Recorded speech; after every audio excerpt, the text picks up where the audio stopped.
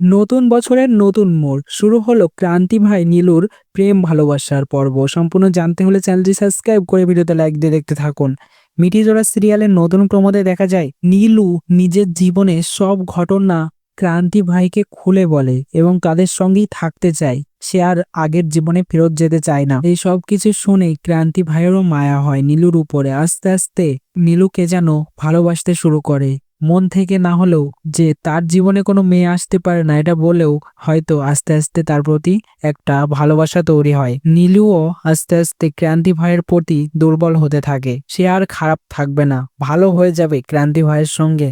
নীলু থাকতে থাকতে আস্তে আস্তে তাদের মধ্যে গড়ে উঠবে প্রেম। একটা সময় দেখা যাবে দলের সবাই বলবে যে নীলু এবং ক্রান্তি ভাইয়ের বিয়ের কথা, এবং তখন থেকে আরো ধামাকাদার পর্ব দেখা যাবে। তো বন্ধুরা, তোমাদের মধ্যে কে কে চাও যাতে করে ক্রান্তি ভাই এবং নীলুর মধ্যে ভালোবাসা প্রেম তৈরি হয়? তাও অবশ্যই কমেন্টসে জানিয়ে এখনই সাবস্ক্রাইব করে নাও। ধন্যবাদ।